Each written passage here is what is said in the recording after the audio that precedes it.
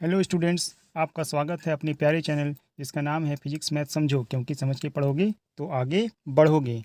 आज हम लोग 50 MCQs पे चर्चा करेंगे जो क्लास 11 का फिज़िक्स का है।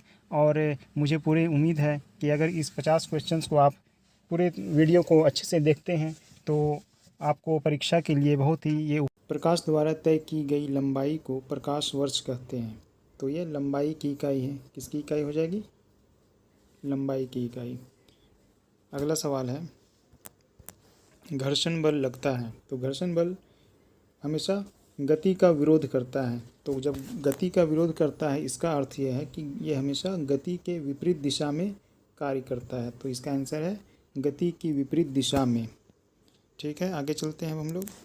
अगला क्वेश्चन है, वस्तु की औसत चाल एवं उसके औसत वेग के परिमाण का अनुपात होता है। तो इसका सही आंसर है 1 से अधिक या बराबर हो सकता है, ऑप्शन डी। क्वेश्चन नंबर 4 की ओर चलते हैं। एक वस्तु को 9.8 मीटर पर सेकंड के वेग से इस तरह फेंका जाता है कि यह क्षैतिज के साथ 45 डिग्री का कोण बनाता है, तो वस्तु का परास होगा। तो ये प्रक्षेपण गति से संबंधित है। तो इसके बारे में हम लोग जानते हैं कि जब किसी वस्तु को किसी एक एंगल से क्षैतिज के साथ फेंका जाता है तो उसकी दिशा इस प्रकार होती है। उसका जो पथ होता है वो परवलयाकार होता है, और यहाँ ए से बी के बीच की जो दूरी होती है ये क्या कहलाता है? परास, जिसे आर से लिखते हैं रेंज। तो रेंज का जो फॉर्मूला है R = u² × sin 2θ/g, जहाँ u क्या है? इनिशियल वेलोसिटी, और थीटा है एंगल।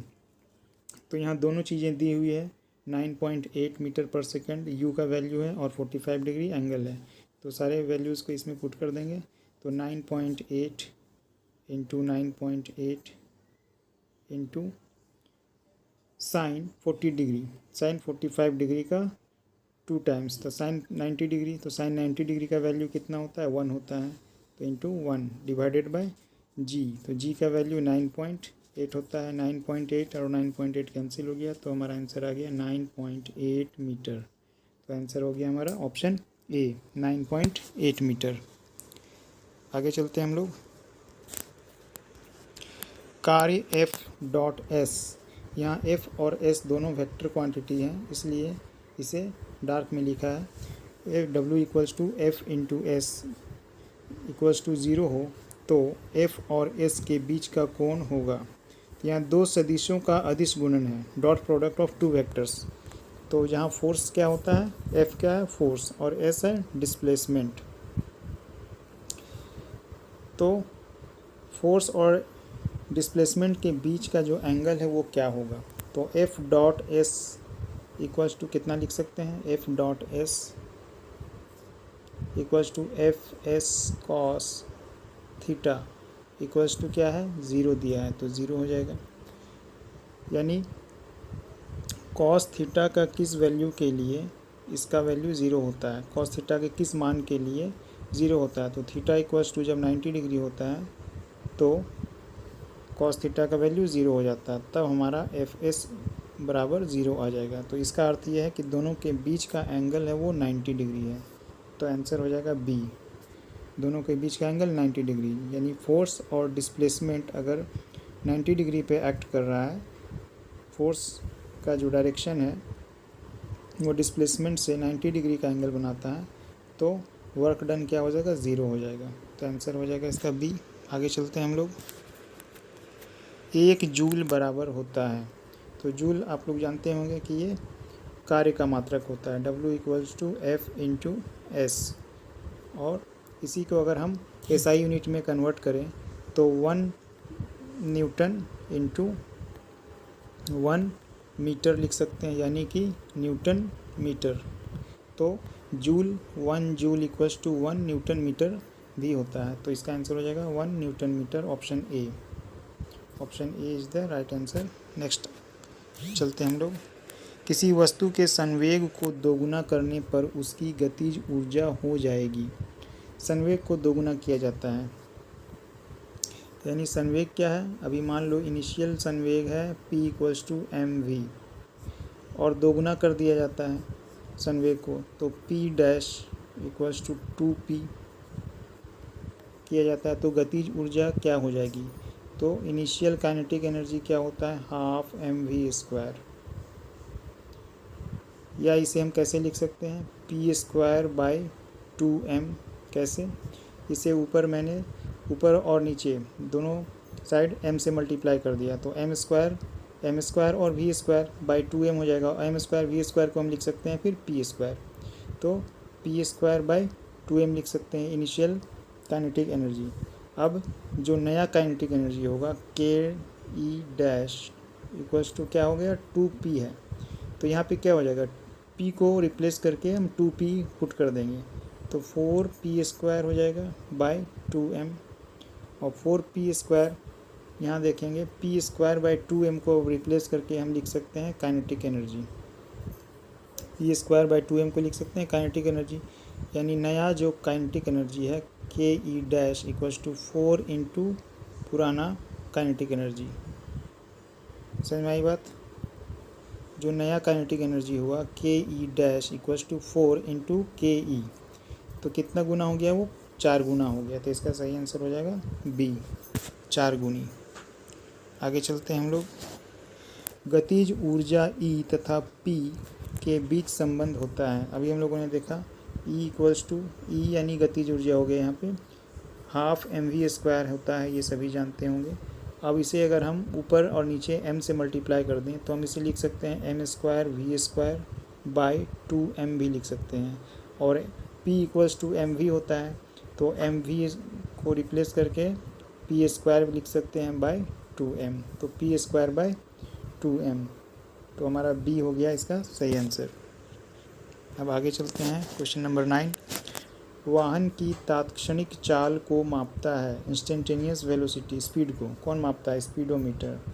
जो स्पीड बताता है कि अभी हम किस गति से चल रहे हैं वो कौन बताता है, स्पीडोमीटर। और कितनी दूरी हमने तय किया ये कौन बताता है, ये ऑडोमीटर बताता है। तो अभी पूछा जा रहा है तात्क्षणिक चाल कौन मापता है, तो इसका सही आंसर हो जाएगा स्पीडोमीटर। आगे चलते हैं अब हम लोग, एक समान गति वाले पिंड के वेग को दर्शाता है। तो इस तरह के सवाल को हल करने के लिए यहाँ सबसे पहले ध्यान देंगे कि यहाँ प्रवणता निकालने के लिए, प्रवणता ज्ञात करने के लिए यानी कि स्लोप निकालने के लिए क्या करना पड़ता है, डिवाइड करना पड़ता है। एक राशि को दूसरी राशि से डिवाइड करना पड़ता है। और क्षेत्रफल निकालने के लिए एक राशि को दूसरी राशि से मल्टीप्लाई करना पड़ता है। तो यहाँ ध्यान देंगे, यहाँ पूछा जा रहा है वेग कौन दर्शाता है। तो वेग क्या होता है, वेग बराबर होता है विस्थापन बटा समय। अब विस्थापन एक एक्सिस पे दिखाया जाता है और समय एक एक्सिस पे, जनरली एक्स एक्सिस पे समय दिखाया जाता है टाइम, और इधर क्या दिखाया जाता है, डिस्प्लेसमेंट दिखाया जाता है वाई एक्सिस पे। तो d/t हमको करना है, तो d/t करेंगे यानी क्या निकलेगा हमारा, अब बता सकते हैं, अभी मैंने बताया। यहाँ पे हमको वेग निकालना है, तो वेग के लिए विस्थापन और समय को भाग देना पड़ेगा। तो भाग देने पे क्या निकलेगा, क्षेत्रफल निकलेगा या प्रवणता निकलेगा, प्रवणता निकलेगा, अभी बताया है मैंने। तो इसका आंसर कौन हो जाएगा, ए, विस्थापन समय ग्राफ की प्रवणता ही बताता है कि उसका कितना वेग होगा। क्लियर है। तो इस तरह के सवाल को हल करने से पहले थोड़ा सा ये ध्यान दे देंगे कि हमको क्या पूछा जा रहा है, उसका फॉर्मूला क्या है, और प्रवणता निकालने के लिए ये ध्यान रखेंगे कि डिवाइड किया जाता है और क्षेत्रफल निकालने के लिए मल्टीप्लाई किया जाता है। ठीक है। अब आगे हमारा अगला सवाल है, यदि अभिलंब बल को दोगुना कर दिया जाए तो घर्षण गुणांक क्या होगा। तो घर्षण गुणांक जो है वो संपर्क सतह की प्रकृति पर निर्भर करता है। अब अभिलंब बल को दोगुना कर दिया जाए या 4 गुना कर दिया जाए उससे कोई फ़र्क नहीं पड़ता है, क्योंकि वह अभिलंब बल पे निर्भर नहीं करता है। तो अतः इसका आंसर क्या हो जाएगा, एक समान रहेगा। क्या हो जाएगा, ऑप्शन डी। अगले सवाल की ओर चलते हैं हम लोग। संवेग संरक्षित रहता है। तो आप लोग 9th क्लास में पढ़े होंगे कि टक्कर जब भी होता है, दो वस्तुओं के बीच जब टक्कर होता है तो उसका संवेग संरक्षित रहता है, टक्कर के पहले तथा टक्कर के बाद। और ये क्या कहलाता है, संवेग संरक्षण का सिद्धांत, जो कि एक बहुत ही इंपॉर्टेंट सवाल बनता था क्वेश्चन क्लास 9 में, कि संवेग संरक्षण का सिद्धांत क्या कहता है कि टक्कर के पहले और टक्कर के बाद जो कुल संवेग होता है वो बराबर होता है। तो टक्कर चाहे किसी भी प्रकार का हो, प्रत्यास्थ टक्कर हो, अप्रत्यास्थ टक्कर हो, सभी में क्या होगा, संवेग संरक्षित रहेगा। तो इसका आंसर हो जाएगा डी, सभी में। ठीक है, अब आगे चलते हैं हम लोग।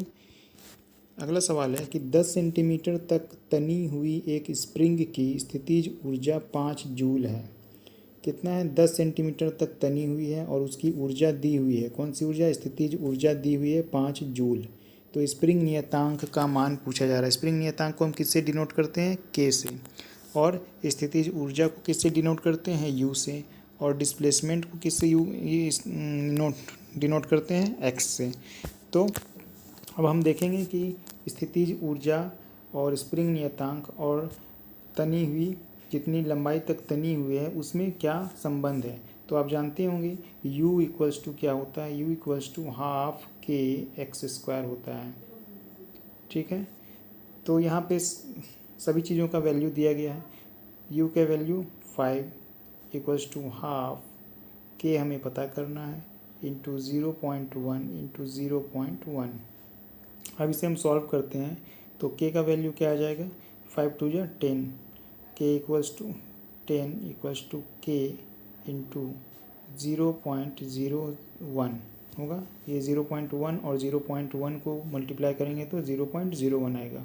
तो यहाँ से अब k का वैल्यू हम कितना लिख सकते हैं, k equals to 10 divided by 0.01। अब डेसिमल हटाते हैं तो यहाँ 2 0 बढ़ जाएगा, यानी कि कितना आ गया हमारा 1000। तो क्या हो जाएगा इसका आंसर, सी, 1000 न्यूटन पर मीटर हो जाएगा इसका सही ऑप्शन। समझ गए। अब आगे चलते हैं हम लोग। नेक्स्ट अगला सवाल है, गुरुत्वाकर्षण बल निम्न में किसका उदाहरण है। तो इसका सही उत्तर है संरक्षी बल। किसका है यह उदाहरण, संरक्षी बल का। संरक्षी बल जान रहे होंगे, अगर नहीं जान रहे हैं तो जान ले। संरक्षी बल किसे कहते हैं कि वह बल जिसके अंतर्गत किया गया कार्य पथ पर निर्भर नहीं करता है, वो क्या कहलाता है, संरक्षी बल कहलाता है। और जब किया गया कार्य पथ पर निर्भर करेगा तो वो क्या कहलाएगा, असंरक्षी बल। तो अगर हम किसी वस्तु को धरातल से, मान लिया कोई ये ब्लॉक है लकड़ी का और इसे मैंने ए से बी तक सीधे ऊपर उठाया, एच ऊंचाई तक, ठीक है।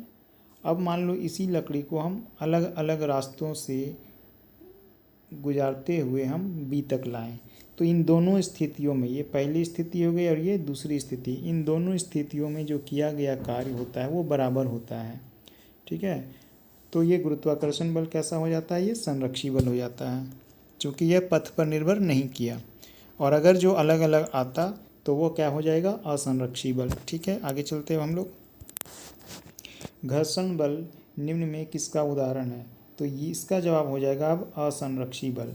असंरक्षी बल क्यों, क्योंकि इसके अंतर्गत किया गया कार्य क्या करता है, वो पथ पर निर्भर करता है।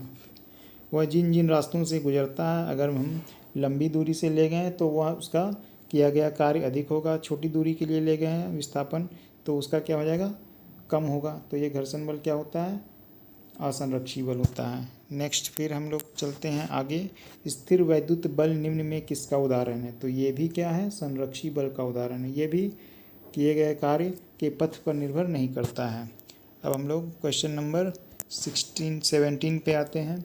ध्वनि की चाल अधिकतम है वायु, जल, निर्वात या स्टील में, यानी ठोस में। तो ध्वनि की सबसे अधिकतम चाल ठोस में होती है और ठोस कौन है यहाँ पे, स्टील।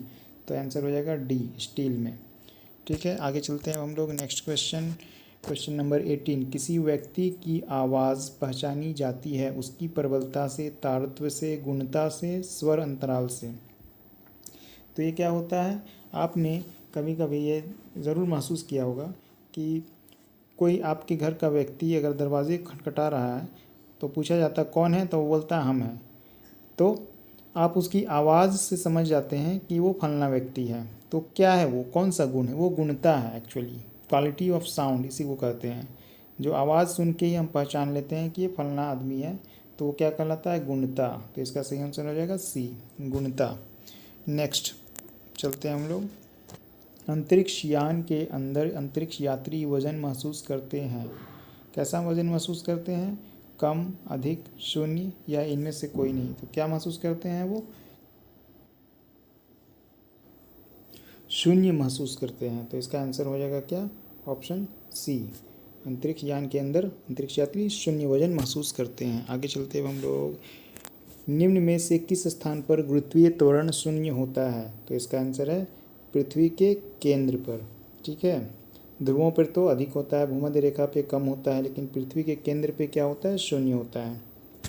वह बिंदु जहाँ पर किसी निकाय का संपूर्ण द्रव्यमान केंद्रित माना जाता है, जा सकता है, कहलाता है, क्या कहलाता है वो? द्रव्यमान केंद्र कहलाता है, सेंटर ऑफ मास। ठीक है, आपने कभी ऐसा ज़रूर बचपन में खेला होगा कि किसी पेंसिल को हम एक उंगली पे या एक पॉइंट पे बैलेंस कर सकते हैं, ठीक, मिडिल पॉइंट पे। तो ये जो पॉइंट होता है ये क्या कहलाता है? द्रव्यमान केंद्र कहलाता है, और यहीं पे इसका पूरा द्रव्यमान केंद्रित माना जाता है। वह केंद्र, वह बिंदु जहाँ पे इसका संपूर्ण द्रव्यमान केंद्रित माना जाता है, तो ये क्या कहलाता है? द्रव्यमान केंद्र कहलाता है। आगे चलते हैं हम लोग। द्रव्यमान m तथा त्रिज्या r वाली किसी वृत्ताकार डिस्क का इसके व्यास के परितः जड़त्व आघूर्ण होता है, तो कितना होता है इसका? mr²/4। तो इसका ऑप्शन हो जाएगा सी। ठीक है, अगले सवाल की ओर चलते हैं। किसी पिंड के जड़त्व आघूर्ण तथा कोणीय त्वरण के गुणनफल को कहते हैं। तो जड़त्व आघूर्ण क्या होता है? जड़त्व आघूर्ण को आई से लिखते हैं और कोणीय त्वरण को अल्फा से। तो आई अल्फा क्या होता है? वो बल आघूर्ण के बराबर होता है, टॉर्क। क्या कहते हैं इसे इंग्लिश में? टॉर्क, बल आघूर्ण। तो इसका ऑप्शन बी सही है।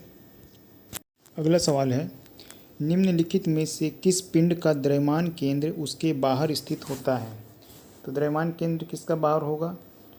चूड़ी का। चूड़ी कैसा होता है? वलयाकार होता है, और इसका द्रव्यमान केंद्र कहाँ पे होगा? सेंटर पे होगा। तो सेंटर में कोई भी इस चूड़ी का या वलय का कोई भी भाग सेंटर पे नहीं, या तो खाली रहेगा। तो खाली है यानी कि द्रव्यमान का कोई भी हिस्सा नहीं है, तो द्रव्यमान केंद्र कहाँ पे? उसके बाहर होगा। तो ऑप्शन हो जाएगा डी। नेक्स्ट हम लोग आगे चलते हैं। ताप जो सेल्सियस और फ़ारेनहाइट पैमाने पर समान पाठ देता है वह है, क्या होगा? इसे कैलकुलेट करना पड़ेगा। इसका जो फार्मूला होता है, relation between Fahrenheit and Celsius, F-32/100 180 equals to C/100। ये बेसिक फार्मूला है, relation between Fahrenheit and Celsius. तो ये 0 से 0 कैंसिल, 2 5 जा और 2 9 जा। तो अब समान पाठ देता है, तो समान पाठ मान लिया क्या है? वो x है, यानी f का वैल्यू भी x है और c का भी वैल्यू x है।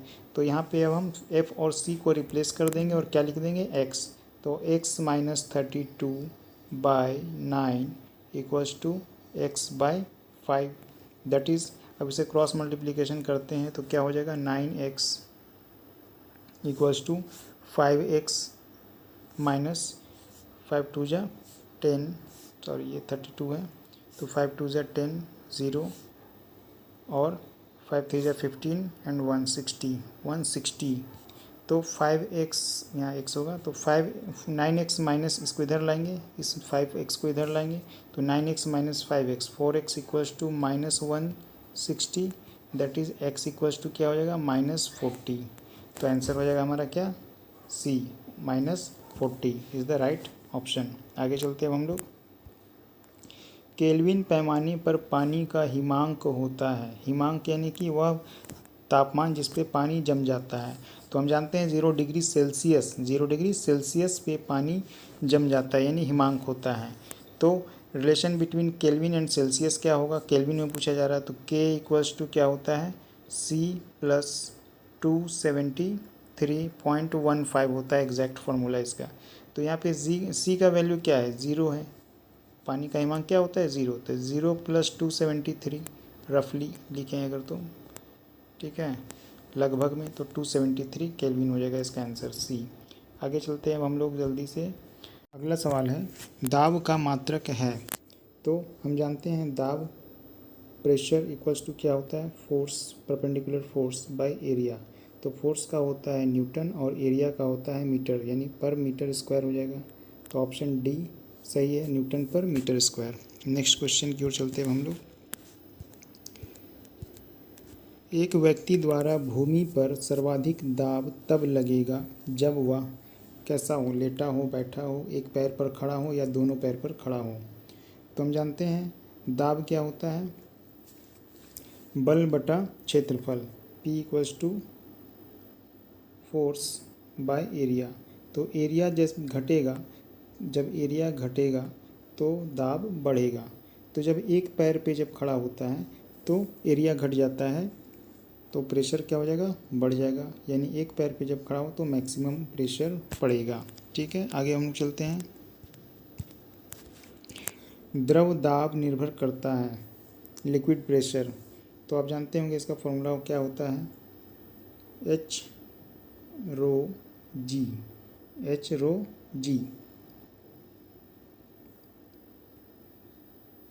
जहाँ एच क्या है, हाइट, प्रेशर, हाइट, रो क्या है, डेंसिटी, और जी क्या है, एक्सेलरेशन ड्यू टू ग्रेविटी। तो गहराई पर, घनत्व पर और गुरुत्वीय त्वरण तीनों पर। तो इसका ऑप्शन हो जाएगा डी सही। आगे चलते हैं हम लोग। किसी गैस पर कृत कार्य सर्वाधिक होता है, कब होता है, समतापीय प्रक्रम में। समतापीय प्रक्रम में मतलब कांस्टेंट टेम्परेचर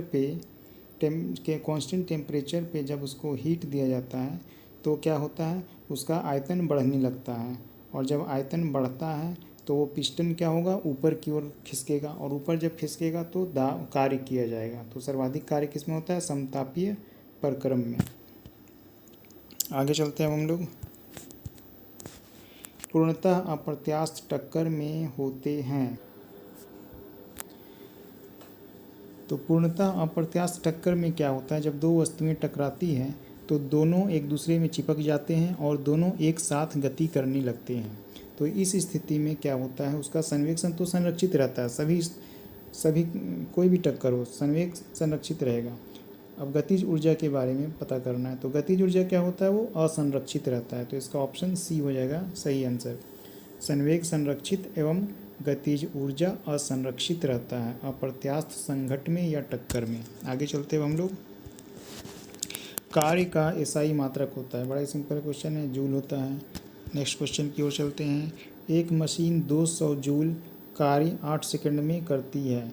तो यहाँ पे कार्य का वैल्यू दे दिया गया है, W का वैल्यू 200 जूल, कार्य दे दिया गया है, समय दे दिया गया है 8 सेकंड, और मशीन की शक्ति होगी। तो P इक्वल्स टू क्या होता है, W/T, शक्ति बराबर कार्य बटा समय। तो 200/8 सेकंड, दोनों एसआई मात्रक में, किसी को बदलने की ज़रूरत नहीं है। तो 4 2 जा 8 और ये हो जाएगा 4 5 जा 25। तो इसका आंसर हो जाएगा 25 वाट। क्लियर है, आगे चलते हैं हम लोग। 1 किलोवाट घंटा मात्रक है, किसका मात्रक है, यह ऊर्जा का मात्रक है। किलोवाट घंटा किसका मात्रक है, ऊर्जा का है। वाट देखकर कंफ्यूज नहीं होंगे क्योंकि यहाँ पे समय भी है। तो शक्ति गुना समय क्या होता है, ऊर्जा होता है। तो ये किसका मात्रक है, ऊर्जा का मात्रक है। ठीक है, बहुत से लोग वाट देख कर के कन्फ्यूज हो जाते हैं और सोचते हैं ये शक्ति का मात्रक है, लेकिन यहाँ ध्यान देंगे कि घंटा यानी कि समय भी है, मल्टीप्लिकेशन में है, तो इसलिए ये क्या हो जाएगा, ऊर्जा का मात्रक हो जाएगा। अब आगे बढ़ते हैं। प्रक्षेप्य गति के दौरान निम्न में कौन सी राशि संरक्षित रहती है। तो क्या होता है, प्रक्षेप्य गति में जब इस तरह से किसी वस्तु को प्रोजेक्ट किया जाता है तो पूरी गति के दौरान पूरे पथ में उसका कौन सा ऊर्जा संरक्षित होता है, यांत्रिक ऊर्जा हमेशा इसका संरक्षित रहता है। क्लियर है, यांत्रिक ऊर्जा, स्थितिज ऊर्जा और गतिज ऊर्जा को मिला करके ही यांत्रिक ऊर्जा कहते हैं। दोनों यांत्रिक ऊर्जा का ही रूप है। तो दोनों क्या होते हैं, संरक्षित रहते हैं। जो ऊपर पहुंचती है तो स्थितिज ऊर्जा अधिकतम हो जाती है और जब नीचे पहुंचती है तो गतिज ऊर्जा अधिकतम हो जाती है। ठीक है, तो इस तरह से उनका जो कुल योग है वो संरक्षित रहता है, यानी कि यांत्रिक ऊर्जा संरक्षित रहता है। आगे चलते हैं हम लोग। अधिकतम परास के लिए किसी कण का प्रक्षेपण कोण होना चाहिए, कितना होना चाहिए? क्षैतिज से 45 डिग्री के कोण पर होना चाहिए। 45 डिग्री कोण पर फेंका जाता है तो अधिकतम दूरी तय करता है। क्षैतिजता, कुछ ऊंचाई पर जाते हुए एक बम वर्षक विमान को पृथ्वी पर किसी लक्ष्य पर बम मारने के लिए बम तब गिराना चाहिए जब वह क्या हो जाएगा, अब लक्ष्य से आगे निकल जाएगा, तब तो वो लक्ष्य को साधेगा ही नहीं। लक्ष्य के पीछे है, क्या होगा, लक्ष्य के पीछे रहेगा तभी उसे बम गिराना होगा, ताकि वो क्या होगा, वो तो गति में रहता है विमान। यहाँ पे विमान मान लो है, यहाँ पे वो क्या है, ये विमान हो गया, और यहाँ पे मान लो कि एक लक्ष्य है, इस पे गिराना है, तो ये गति में आगे बढ़ रहा है, और जब गति में आगे बढ़ रहा है और जाते हुए ये छोड़ेगा तो ये कैसे गिरेगा, इस तरह से गिरेगा, तब ये जा कर के लक्ष्य को साधेगा। तो क्या हो जाएगा, लक्ष्य के पीछे है तभी इसे छोड़ देना पड़ेगा। आगे चलते हैं हम लोग। प्रक्षेप्य पथ के उच्चतम बिंदु पर त्वरण का मान होता है। तो त्वरण का मान हमेशा क्या होता है, जी के बराबर होता है, चाहे उच्चतम बिंदु पे हो या निम्नतम बिंदु पे। तो इसका आंसर हो जाएगा डी। आगे चलते हैं हम लोग। किसी लिफ्ट में वस्तु का भार, यहाँ को नहीं का होगा, वस्तु का भार कम प्रतीत होगा, जबकि क्या होगा, लिफ्ट एक समान वेग से नीचे उतरती है, एक समान वेग से ऊपर जाती है। तो चूंकि एक समान जब रहेगा तो भार में कोई परिवर्तन महसूस नहीं होगा, तो ये दोनों ऑप्शन तो नहीं होंगे। त्वरण के साथ ऊपर जाती है तो इसमें तो और भार बढ़ जाएगा, तो क्या होगा, मंदन के साथ ऊपर जाती है, यानी कि नेगेटिव एक्सेलरेशन के साथ जब कोई वस्तु ऊपर जाती है तो उसका भार क्या होता है, कम महसूस होता है। तो इसका आंसर हो जाएगा डी, मंदन के साथ ऊपर जाती है। अब हम लोग क्वेश्चन नंबर 40 में पहुंच गए हैं। न्यूटन के गति के द्वितीय नियम के अनुसार किसी पिंड पर आरोपित बल समानुपाती होता है। यह तो न्यूटन का दूसरा नियम ही लिख दिया है, तो इसका क्या होता है, आप जानते होंगे न्यूटन का दूसरा नियम अगर याद होगा तो यह संवेग के परिवर्तन के समानुपाती होता है। तो इसका आंसर हो जाएगा संवेग के परिवर्तन के। ठीक है, अब आगे चलते हैं हम लोग। एक चींटी मेज के पृष्ठ पर चल रही है, इसके चलने की स्वतंत्र कोटि होगी। तो चूंकि मेज कैसा होता है, वो द्विविमीय होता है, यानी 2 डायमेंशनल सरफेस होता है, तो 2 डायमेंशन होता है इसका। तो चींटी जब चलेगी तो उसकी पोजीशन को बताने के लिए हमें 2 कोऑर्डिनेट, 2 निर्देशांक की आवश्यकता होगी। तो इसका क्या हो जाएगा आंसर, 2, यानी ऑप्शन सी। अगला सवाल है, 1 न्यूटन के बराबर होता है। तो 1 न्यूटन कितने के बराबर होता है, 10⁵ डाइन। तो इसका आंसर हो जाएगा सी। आगे चलते हैं। एक अश्व शक्ति में यानी 1 HP में कितने वाट होते हैं। तो इसका क्या होता है, 746 वाट होते हैं। आगे चलते हैं हम लोग। अगला सवाल है, एक इलेक्ट्रॉन वोल्ट में कितने जूल होते हैं। तो जितना आवेश होता है उतना ही जूल उसका इलेक्ट्रॉन वोल्ट में जूल ऊर्जा होती है। तो 1.6 × 10⁻⁻19 जूल हो जाएगा इसका सही उत्तर। आगे चलते हैं हम लोग। ध्वनि की प्रबलता की इकाई है, तो इसका आंसर है डेसिबल। डेसिबल में ध्वनि की प्रबलता मापी जाती है। हमारा अगला सवाल है, न्यूटन के प्रथम गति नियम को कहा जाता है। तो प्रथम गति नियम क्या कहता है कि प्रत्येक वस्तु अपने विराम की अवस्था अथवा सरल रेखा में एक समान गति की अवस्था को तब तक बनाए रखना चाहती है जब तक कि उस पर कोई बाहरी बल कार्य ना करे। तो ये किसे बता रहा है, ये जड़त्व को बता रहा है, वस्तु के जड़त्व को बताता है, यानी ये जड़त्व का नियम है। ठीक है, आगे चलते हैं हम लोग। यदि किसी वस्तु के वेग को दोगुना कर दिया जाए तो उसकी गतिज ऊर्जा हो जाएगी। जब वेग को दोगुना कर दिया जाता है तो गतिज ऊर्जा क्या होती है, गतिज ऊर्जा = ½ mv² होता है।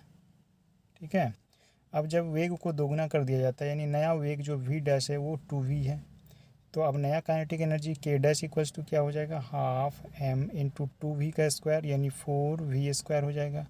अब क्या हो जाएगा, इसे हम कितना लिख सकते हैं, 4 × ½ mv², और ½ mv² कितना है, 4k, यानी कितना गुना हो गया, वो नया वाला जो गतिज ऊर्जा है k', अब वो कितना गुना हो गया, वो 4 गुना हो जाएगा। तो इसका सही उत्तर हो जाएगा सी, 4 गुनी। ठीक है, आगे बढ़ते हैं हम लोग। बर्नौली का प्रमेय आधारित है। ये किस पर आधारित है? तो ये ऊर्जा संरक्षण के सिद्धांत पर आधारित है, कंजर्वेशन ऑफ एनर्जी। ठीक है, आगे चलते हैं हम लोग नेक्स्ट क्वेश्चन की ओर। Question number 49। पृथ्वी की सतह पर पलायन वेग का मान होता है, कितना होता है? 11.2 किलोमीटर पर सेकेंड। ठीक है, 11.2 किलोमीटर पर सेकेंड होता है। तो option A is the right answer. आगे चलते हैं। इनमें से कौन गुरुत्वाकर्षण के कारण त्वरण के मान, यानी गुरुत्वीय त्वरण, कहने का मतलब जी का बारे में पूछा जा रहा है, को प्रभावित नहीं करता है? तो गहराई पे प्रभावित होता है, ऊंचाई पे भी प्रभावित होता है, पृथ्वी के आकार से भी जी का मान प्रभावित होता है, सिर्फ द्रव्यमान जो है उससे प्रभावित नहीं होता। तो इसका सही उत्तर क्या हो जाएगा? सही उत्तर इसका डी, द्रव्यमान पर ये निर्भर नहीं करता है। तो इस तरह से हम लोगों ने 50 MCQs देखे हैं जो आपकी परीक्षा के लिए बहुत ही महत्वपूर्ण हो सकते हैं और बहुत सारे प्रश्न इनमें से पूछे भी गए हैं। अतः आप सभी इस वीडियो को देखें, ध्यान से देखें, और अगर पसंद आया तो लाइक करें, शेयर करें, और आप अगर नहीं सब्सक्राइब किए हैं अभी तक तो जल्दी से सब्सक्राइब कर लें।